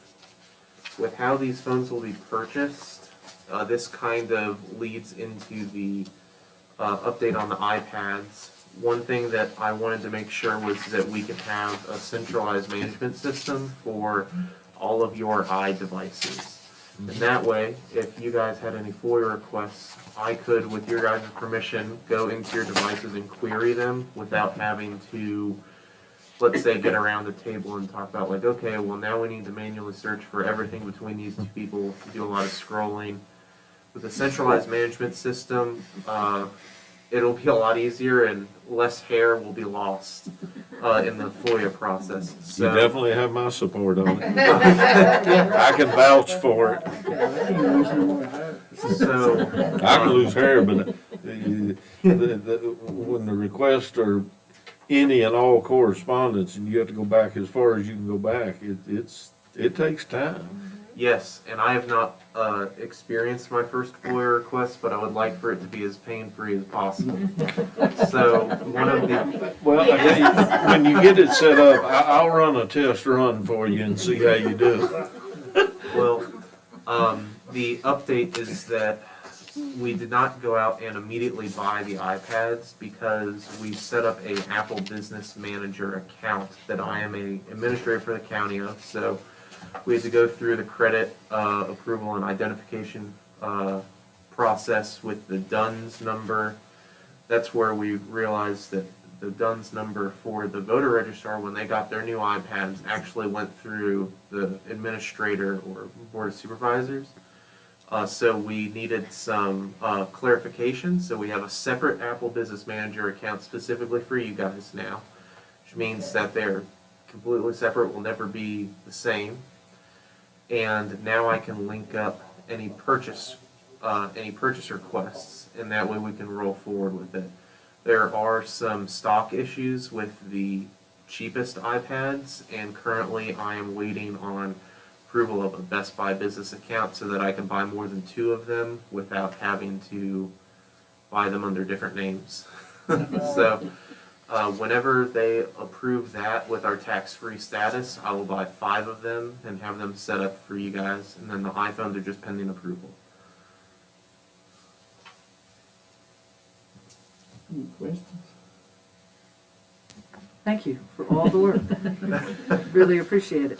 And thank you for the figuring out the business administration and, you know, the 2 systems. That's really important, as we saw back 2 years ago. Yeah. I'll make sure to grab an invoice. You'll be the one losing hair because you're gonna be bombarded by questions by one, I know. Yeah. I can vouch for another one too. The But they may entire- be easy questions for him, so. The entire purpose behind the centralized system is that both phones will have the same account, and we will be able to link it to the same login credentials that you guys log into your email with. So whenever your email password changes, so will your iDevice password change. They'll have biometric like identification or authentication on both the devices. So if you want to set up fingerprint on the iPad or Face ID on the iPhone, that's more of something that we'll have to worry about when we think about security posture for the devices, but there will always be a passcode backup for if you just wanted to make things simple. We'll just have to address at that point what we want the posture like, because it'll have to be the same for all 5. Just because of unification and stuff like that. But yeah, everything should be very easy to use, and it allows us, instead of having to prepare all of the stuff, I can give you guys instructions on, we're going to drop the minutes in this very specific app, in this very specific place, and we can even give you a flashcard on like the step-by-steps on where to go to each meeting for And that way, if there's any updates, like with some of the updates that we had today, there wouldn't be a lot of paper burn going, so we could just update the one file that you guys are querying, so. Sound like he's thought about us when he's doing this, didn't he? You know, that was one of the things, the reason I've been pushing this for a few years. And it really drove home, you know, when Ken was telling me how much paper we burned just to do one board meeting. And how long it took staff to stand there and print each one of them out and staple them all together and everything. So it'll free up staff, make their job easier, and we'll just have to play catch up. Yeah. And, The price you have on the phones, that doesn't include cases or chargers, that's just the phone, Yes, right? so there should, I'm not sure if this is with everyone, does everyone have this? So there is a Amazon printout.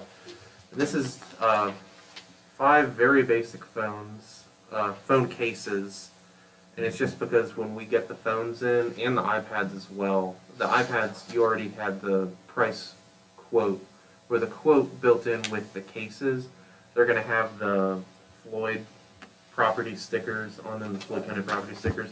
So the case will just allow it to where the sticker can't easily fall off. $12 a phone, kind of. And then Apple, to eliminate e-waste, has stopped letting you charge your device just out of the box. So you have to buy a charger.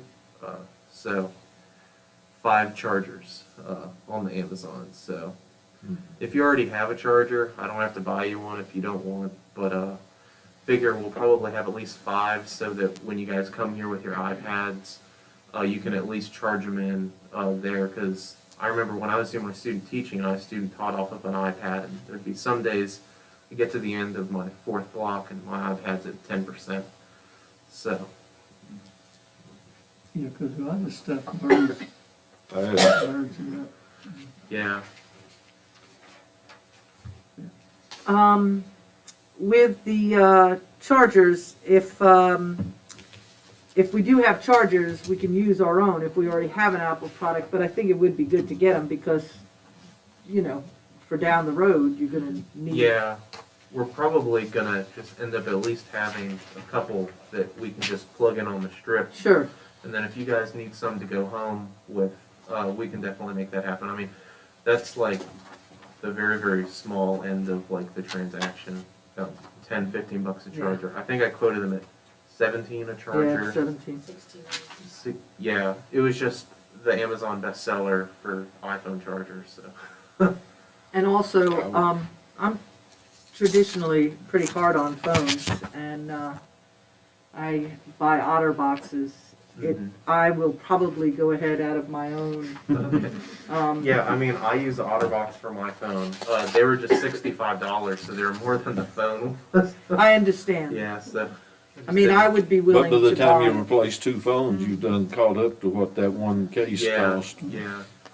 It's just my line of work, and Yeah. Yeah, I'm flexible to do whatever you guys want on the cases. I more just put that in knowing that there would have to be an extra expense, at least for a case and a charger, just because the phones are quite literally made of glass. So, right. Yeah. however you guys want to protect them, we'll make that purchase, and I can put that in front of you guys for formal approval based on your things. But if you would at least move to get the phones approved so I could get the phone numbers allocated. As you guys might be aware of, we are running out of 540 numbers. Yes. They're about to start allocating a new area code. So That's really fun. Yeah. Verizon still has, I think, about 45 540-285 numbers, which would be the same stream that some of our county phones are already on. I would just, I'd suggest whatever we do, go ahead and include getting the chargers, definitely. We can decide on the cases later, but I'll make a motion that we approve the purchase of phones and charger and allow staff to make whatever signatures are needed concerning 5 phones for the Berks Fork District, the Little River District, Locust Grove District, Indian Valley District, and Courthouse District. I'll second that. Motion is second. Any other discussion? All right. So on the motion to approve for the staff to purchase iPhones and chargers, the 5 iPhones, 1 for each of the district as named. Ms. Cookenbook, Yes. Ms. Bechtold, Yes. Mr. Cox, Yes. Mr. Booth, Yes. and Mr. Turbin. Yes. Thank you. It's approved. And another question for my edification. You can take our phones we got now and transfer our county emails and phones over to him. Text. So, transferring emails will be as simple as logging into the emails on your new device. Depending on what your carrier is, there needs to be an authorization to replicate text messages. From what I understand, any correspondence previous to you getting the phone in hand and starting using it will still be susceptible to FOIA requests on your personal device should you have chosen to use it for that purpose. So it's more of a, from this line in the sand on, it'll be an easy thing to do. Because I've gone through like a couple of things with like court-related matters where you need to pull phone device, like phone records and stuff like that. And sometimes the carriers have like security protocols that they prefer not to, especially if it's between carriers. Like if you have Verizon, since we have Verizon, it'll probably be pretty easy, but choosing the data to parse over is probably harder than just doing the FOIA request the original way. But definitely from like this point on, it'll be an easier thing to do. Well, I can tell you, as far as my text, they have copies of them. Okay. And ever since that FOIA request, the only thing text-wise, give me a call. Now, if people want to FOI that, that's fine. That's all it's going to say. Give me a call. Yeah, but I can definitely research into that. Unfortunately, right now I don't have a whole lot more information other than there might be significant bumps in the road going down that block. The only thing I have on my personal phone that's county is just my emails. Yeah, and So once I transfer it over to this iPhone, I can delete this off my phone. Right? yes, and I can if you have, because it's through Outlook, and if you're like most people, you have like multiple email addresses, I can show you how to delete everything from that account from being stored on your phone. That way it's completely clean. Right. I just did that when I left my previous job because I still have 2 Outlook accounts on here in addition to the one that I left. So I can show you how to do that, and that way there is no susceptibility of your phone because it's not linked at that point. I just hope telemarketers and spam callers don't answering 2 phones. Just don't- Well, I don't know if it's because mine's full or whatever's happened, but the last email I received on my phone was the one you sent out on the 23rd. None of the recent ones have showed up on my phone. And, I mean, so, In a slightly related and unrelated note to something that Dr. Millsaps had mentioned earlier, there had been a lot of IT things that happened with our vendor this week. And one thing that we had learned is that there's basically your account expires without telling you if you don't have like a laptop to log into the domain on. And there's a challenge that unfortunately we've been facing with them. So I can help you out with well, that. I still get it on my computer at home, Mhm. my personal computer at home, but it's not coming in on the phone. That don't bother me, other than I did on the computer send an email out to staff and fellow board members that, you know, if you do need to get a hold of me, then call me or whatever if it's something immediate. And if I'm out gone all day long, I won't see an It email sounds like till that might be a night. different issue than the one that I was trying to softly allude to. Yeah, I know. But I can help you out with that nonetheless. Well, I mean, if we're changing over, I don't want to. That's just that much more that we have to transfer. Okay. I've got a That'll be record, easy. I've got a record of it, so. That'll be easy, so. Sound like a plan. Thank you for all the work on that. Another dream come true. All right, All right, I think, sir, we're probably down to board member time and closed session. The correspondence, there's only one piece, I believe, of correspondence in your packet, which is from Hurt and Profit. If I might, just to bring that to your attention. So you might recall some time ago, Mr. Bolt came and talked to you about the possibility of developing a new waste collection site in Willis. And so this is some of the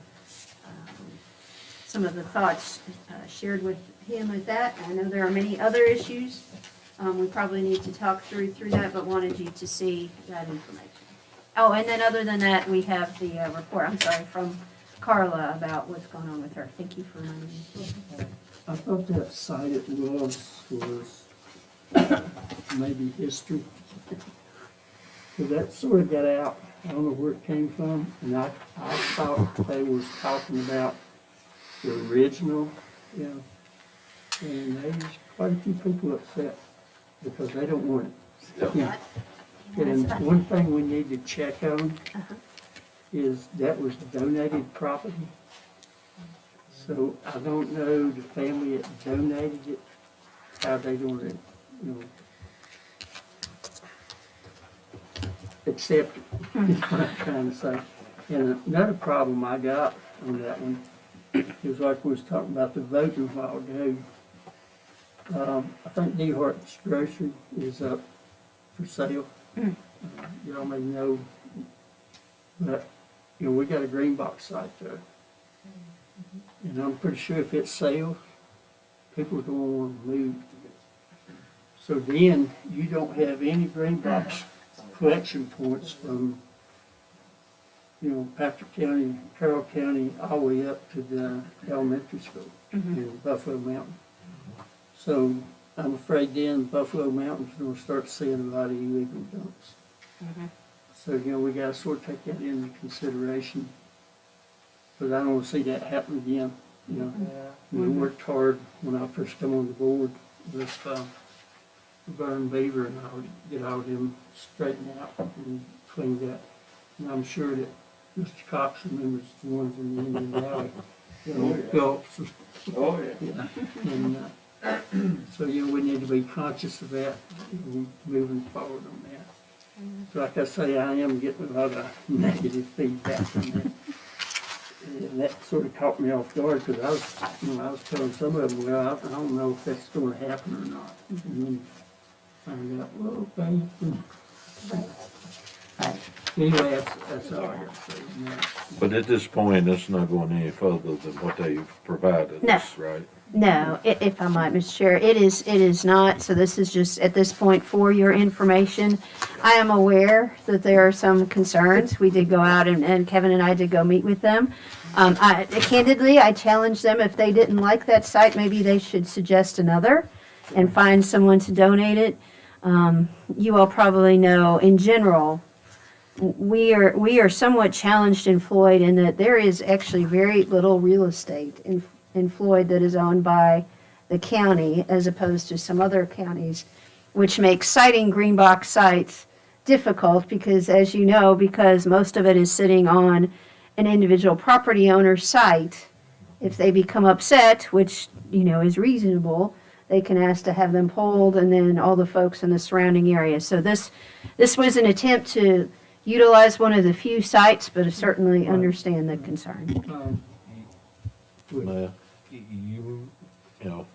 And I don't think anybody said absolutely no, but you might want to research that deed and see if there were any specific restrictions. If you haven't, I don't believe there are specific, we'll double check, I don't believe there are specific restrictions on the deed, but there's certainly some thoughts about what the intent was. Intent was, yeah. See, I've been doing my best to try to find some land out around Green Mountain to try to get another dump site out there. Like I say, there's a lot of people say, no, I don't want it in front of my house, or don't want this, don't want that. And it's right in the middle of a marsh, you know.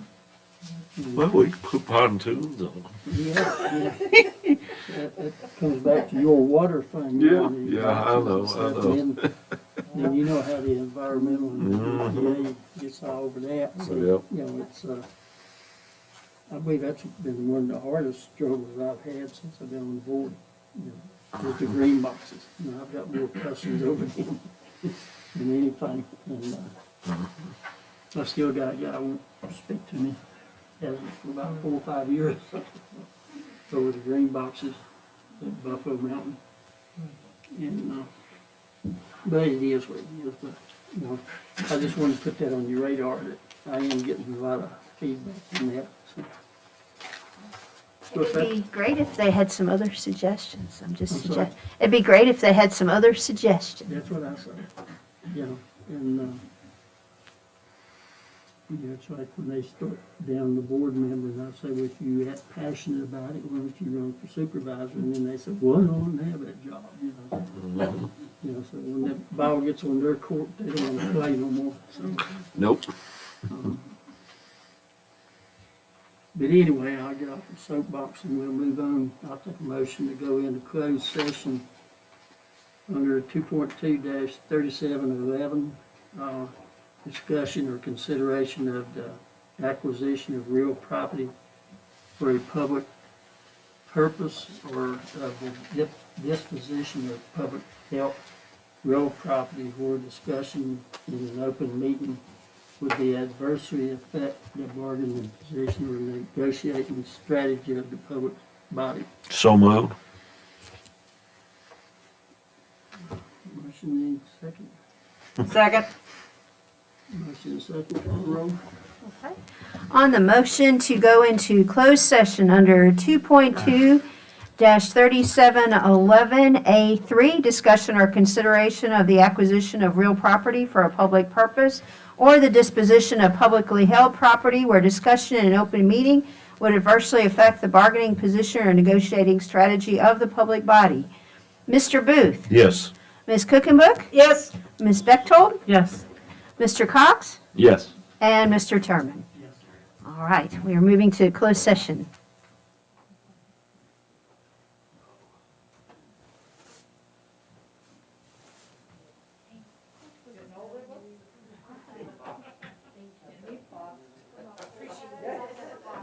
All right, you take care. I sent you a bunch of stuff to look at. Yeah, I'm in closed session, so I can't, Okay, but later. I got a question. Okay. Send me an email. Okay, good night. Little Bob. Hey, and sir. That'd be great. That'd be great.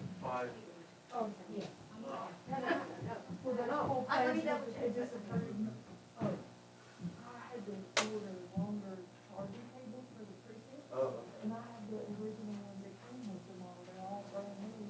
Oh, yeah. So I could give you 5 and you could have one. You know, they're this connector, so lightning connector. I'll bring them there tomorrow. Yeah. How old, when did that change? Because we got these Well, last year. Well, because, Just for you to have? Yes. I Those lightning connectors. Yeah, Yes. and then once I yeah, do the other stuff, I will forward to you. And this is just your stuff. the confusing thing is that the upper end iPads, the Pros, use they use a different connector. It's called USB-C. They look very similar. They're both It's oval on both ends though, right? It's not They're round. both oval Yeah. on both ends. Oh, But I don't know if that would. yeah, because that's the brick stuff. Oh, okay. Yeah, that's a whole one. Get it out to me, you know. You can just Ins and outs. I mean, You don't have to know anything, get the job. Here you go. oh, yep, those are the If same you ones. come on I'm back. on. Denise, can you kind of hold down the fort for us here? Yes. Yes. You want me Yes. back? Go girl, talk to you later. Bye-bye. Thank you. Yeah.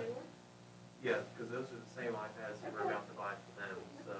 So I didn't catch that. You could not use Bible business manager yet in the dream, or you use the same Oh, numbers, or?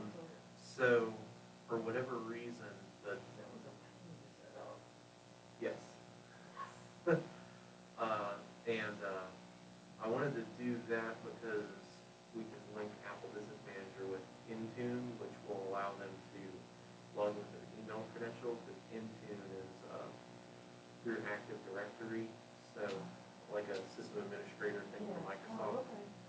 So just to make things super easy.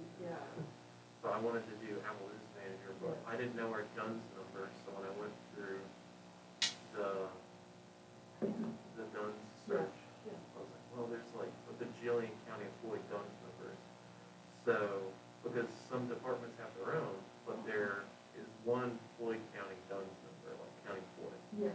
And then I verified it with Dr. Millsap, like, hey, is this the DUNS number that you have for this office? And she's like, yes. It's like, cool, because Apple says that that's the voter registrar. And they're like, it looks like they got a big lot of iPads. I was like, yeah, that's probably their voting iPads. And I'm like, well, I do not want them to be on the same system at all. So now there is a new delegation to Apple on the same DUNS number, but a separate delegation. To where it's County of Floyd, Office of the County Administrator, and that is the board supervisor's account. So I'm the only one on that besides Linda currently, and then when I add the 5 of them to it, they'll all have managed Apple IDs to it. And then they'll have their iPad and their iPhone together, like, on it. So, I used it when I was a technician for the SBA. All of the SBA technician phones were through Apple Business Manager. Very easy to. Once you get the paperwork done. Once you get the paperwork done, I still haven't figured out how to like actually buy the things through the Apple Business Manager, because I know that you could link a reseller ID, but Yeah, that's why I had to get your that third vendor, I don't know, it was a lot of stuff. so I'm doing Best Buy Best Buy, because I can go to Christian for a lot of buy. And I mean, they're not going to be the discounted rate, but they're not going to put tax on it. And if for whatever reason, because at a volume of 5, they're only going to offer a 2% discount. That's $6.50. Yeah. $6.50 5 times is only $33. So it's like, it's hard pressed to actually find value in that, considering it makes only one of the iPads like a little bit cheaper. So I was like, well, if there's an issue with the iPad, I can just take it right back to Best Buy within a warranty period, and it's a 45-minute trip out to town.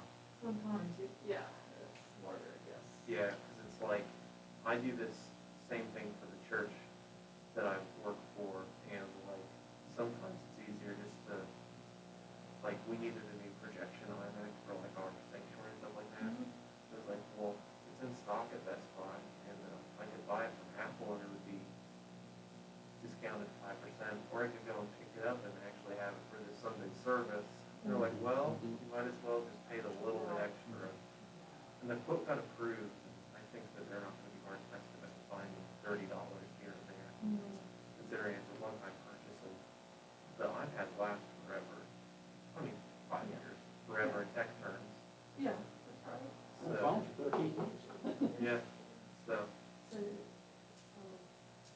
you must have been working on the website today, because I tried to get on it and I couldn't, and then I got on it partially, and I Yeah. saw some new pictures and stuff. yes, so there is a new site. Let's see if I can pull it up on this. Running the live stream is very taxing. So basically, we moved from WordPress to Wix, and I moved the domain over. Okay. Our previous IT part-time guy, Ben Kaiser, still posted it, but, this is like killing me here, it's so slow. Fiber for the county. Well, I mean, This is, the computer is actually like being taxed Oh, right now. because you're doing live. Mhm. So the live site, some of it works real well, and it's got like a fresher design where everything kind of scrolls. A lot of it is placeholder images for now, just until we get things taken care of. But everything is a lot more modern, like over here with like a lot of the stuff isn't made yet, but like here you go to like agenda and minutes. Actually see here like laid out much better. Well, that, yeah. So you need to do that online too, something, you know. Well, like it's a that. good thing because, you know, Still define on everyone.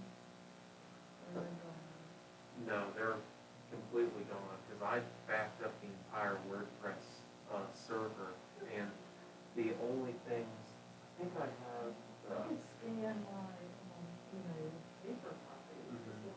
but basically because I've lost WordPress completely right now, I can't even go back and look at how the site was laid out before. So I'm using a tool called the Wayback Machine, and for websites. So I'm looking at what the website was last week, and I'm rebuilding it like that. But what that, like, I'd not thought of this until just right now, because I found out about this tool yesterday when I realized WordPress. Yeah. Like, I have a lot of files that I don't want pages of. Like, I need to build the pages again so that people have their department pages. I'm like, oh, I should figure this out. Well, I can probably go back to before you lost the files. Yeah. And then it'll be there on the Wayback Machine. We can go back as far as 2003. Oh, well, I kind of figured out, you know, that they haven't update, you know, updated, added a couple minutes, then we lost all the others. Yeah.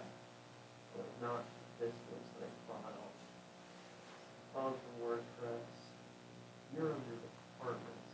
Yeah. Footer start. These are the only things that I had from you, like your sample ballots, ballot drop-off notice, vote by mail, town sample. Some of that changes, And then I yeah, had but. this was just what was linked on the site at the time. Yeah, But I can look at that date if you want. I believe I have it in an email Before from time you. lost it, and I think it, you know, because we did have minutes starting in 2016, I believe, when the law changed, and so we had to start posting the minutes. I think that's about when, I don't, I've got to go on that computer oh, somewhere. okay. He He writes our minutes. Oh, okay. Yeah, Bob's the secretary, yeah, so. Because I can go. What's the one everybody uses? I'm totally illiterate. I go with boxes, Excel. Yeah, I Excel. cannot do Excel. I cannot do Word. I used to do books, magazines, ads, articles. I just lay each one out manually, type manually. Because if you tell me a date that like you lost it, I can go here and like somewhere in 2020. These are basically website captures. The bigger the circle, the more snapshots there are. You can see on like April 7th, 2020, there's 9. So 9 different times during the day, just a bot took a snapshot of the entire website and uploads it to this archive. Is that free, or that? Yeah, web.archive.org. I found out about it because I texted a web developer friend. My best friend from high school, he did web developing, and now he is a web developer for Goldman Sachs. And I felt like I was on Do You Want to Be a Millionaire? I was like, I had to phone in a friend, I don't know how to do this. Like, I've lost what the last website has looked like. Yeah. This is gonna get spicy, rebuilding pages and stuff. He's a big machine.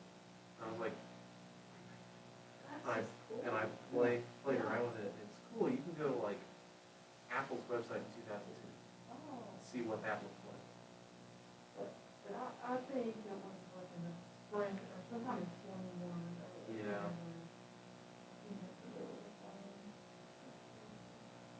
I looked at my, I got, I just installed it every year. I just installed it. Do you have that all PDF. backed up and stuff? Well, it's on my computer, it's been done. Mhm. Go back and see what I got. Oh, This was yeah. a folder for electric. Yeah, that's Way back somewhere. Yeah. 2007, yep. Yeah, so, I mean, it's cool, the entire site is functional within this little thing, Oh, but, that's cool. Yeah. Okay, so you can find them, yeah. now I just You need to still have to know. rebuild them, or can you copy and paste them? Well, I'm taking the time right now to make things a little bit better stylistically, just so that a little bit of effort right now. Once it's done, and you can always.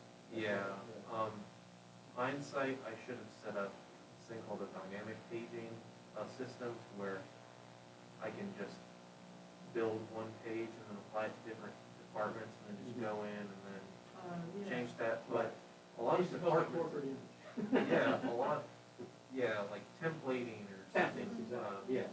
Wix calls it dynamic paging, but, a lot of the departments were laid out in a very specific way before, like, elected officials, just straight lists. Departments like, you guys have a mixture of uploaded PDFs and like embedded pictures and then also files versus a page like the agendas and minutes page, where just, those are just straight files at the top. It's like, I might as well just put everything back up how it was. But, yeah. Like sample ballots, like, you won't even put that on sample ballots, because we'll be working on a new election, yeah, so. Like that, we'll just send that, Ooh.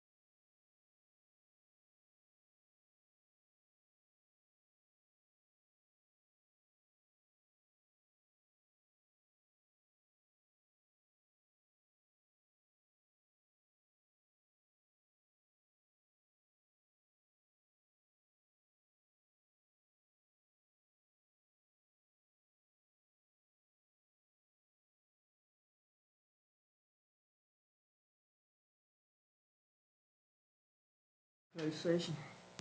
So moved? Second. Motion second, call the roll. All right. On the motion to come out of closed session, Ms. Cookenbook, Yes. Mr. Cox, Yes.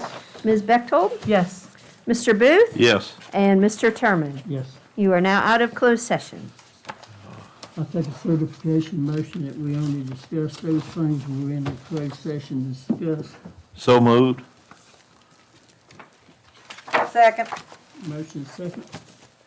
Call roll. All right.